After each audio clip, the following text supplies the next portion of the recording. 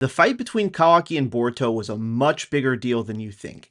And I've seen and heard a lot of talk online about how people think that Kawaki versus Boruto was the most poorly written, and I vehemently disagree. And in today's Boruto stream, I'm going to go over why I think that the brief fight, if you want to call it that, I think it was more of a beatdown if we're being honest. But either way, I'm going to break down why that scene and that fight was not only really well done, but also needed to happen exactly the way that it did to foreshadow the events to come down the line. But first, if you guys wouldn't mind liking the video and subscribing to my channel, it would really mean the world to me. All right, let's get into it.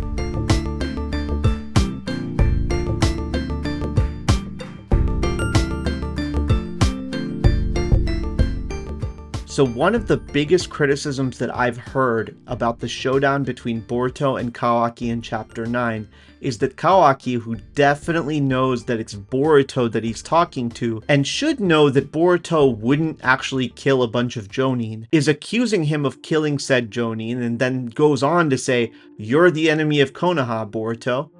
Now, why would Kawaki say all that to Boruto? He knows that Boruto didn't kill those Jonin. But that's where a couple of small details and a couple of very large details in this page matter most. The first large detail here is, of course, that Delta is right there, and Kawaki knows that if Delta is there, that means Amato is there too. Kawaki doesn't want to blow his cover in front of these two people. And you can easily argue that Kawaki has some clue that Amato already knows. He knows that Amato is a genius after all, and that Amato built his arm, but Kawaki isn't just putting on a show for Delta. He's also putting on a show for the sensory unit, which he alerted. And this is where the first small detail comes in. You'll notice that Kawaki isn't using the Yamanaka mind transmission to speak with the sensory unit. Presumably, he's on radio with them. And we have proof of this because he literally talks to Boruto right after, and we see that Boruto uses the mind transmission to communicate with Shikamaru. You can tell by the second squiggly line on the comic lines. So then why is Kawaki talking out loud and putting on a show? And the answer there lies in the reason that he's talking at all. This is a guy that in literally the previous chapter tried to sneak up on Boruto with Delta using a pincer attack to trap and kill him. But now, just one chapter later, his plan of action is completely different. Kawaki could have just tried firing off chakra rods at him from far away, or sending Delta for a sneak attack, but he doesn't even try any of that. Why? The answer there lies in how suspicious he was in the previous chapter. He knows that someone is communicating with Boruto, and by proxy, he knows that Boruto is starting to win allegiance in the village. In fact, he's hyperfixated on it. He doesn't know what happened between Boruto and Mitsuki, but he's probably fairly certain at this point that he can't trust Mitsuki anymore. Kawaki knows the game he's playing, and in order to maintain, people need to think Boruto's the bad guy, capable of murdering innocent villagers. It's not enough to have just told people that Boruto killed Naruto, because that lie wasn't part of Ada's Shinjutsu. That's something that Kawaki knows very well can be disproven.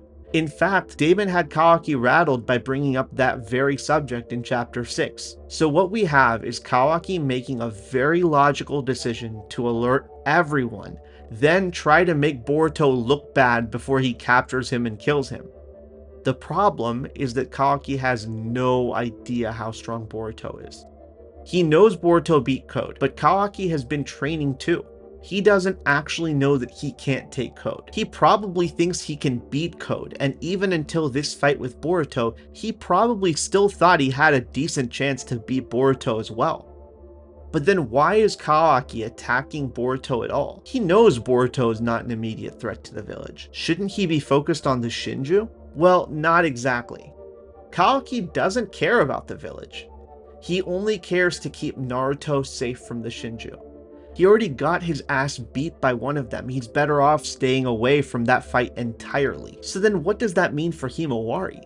Surely Kawaki would want to protect her, right? But the problem is that while Kawaki knows that the Shinju are there and that they're attacking the village, and maybe even that they are attacking Naruto, we've seen nothing so far to suggest that Kawaki has any clue that Himawari possesses the Nine Tails chakra, and that the Shinju would be after Himawari. So what we have is a very calculated, albeit very miscalculated, exchange before a very one-sided fight. But that only explains half of what people's beef with this scene is, because there are others that feel that this scene wasn't needed in the first place. They think that we already have comparable power scales to know that Boruto is stronger than Kawaki. This scene doesn't give us anything new. But that's not true. Kawaki and Delta both don't definitively know that Boruto is stronger than them. In fact, you can see how surprised Delta is after Boruto reveals how strong he is.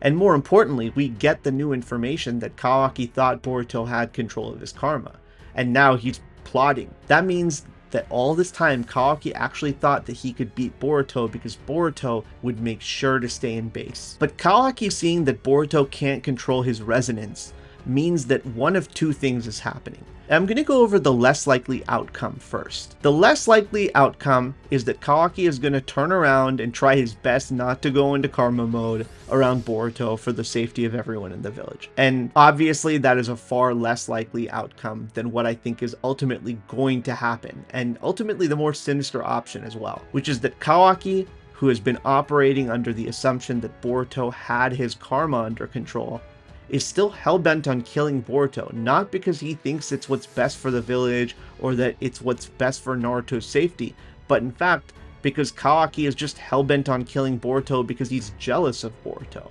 He is jealous that Boruto is Naruto's real son, that Boruto is an insider and that he's an outsider. He's always been jealous, and this is a singular factor influencing the degradation of Kawaki's mental health after Ishiki attacks.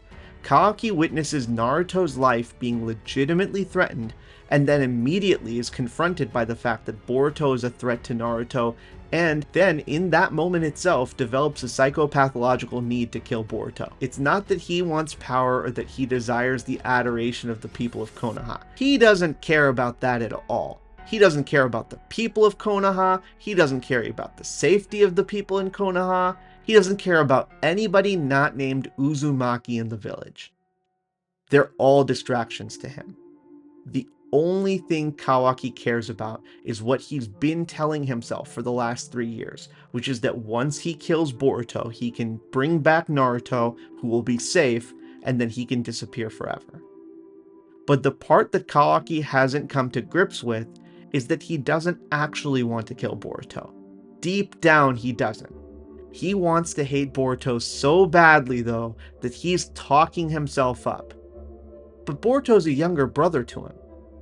And this is exactly why Boruto eggs him on after taking him down so quickly. That's such an important detail in this scene. Boruto could and should have immediately knocked out Delta and then flown to where the Shinju are to protect Himawari.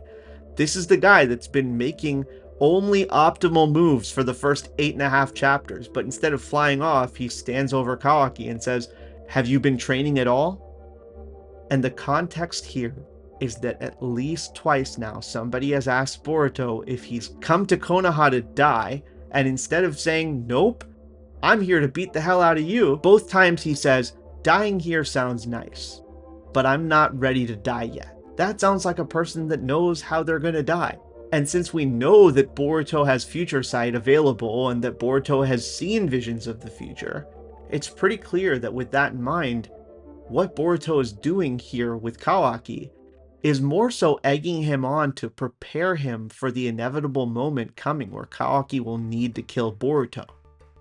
And to me, that's an awesome way of setting up the endgame, while also giving a cool homage to Sasuke versus Itachi, and also Naruto versus Sasuke during the Sasuke recovery mission at the beginning of Naruto Part 2. But what do you guys think? Did you interpret these events in Chapter 9 the same way? Let me know in the comments, and if you haven't already, please take a second to like the video and subscribe to my channel. Alright, thanks. Toodles.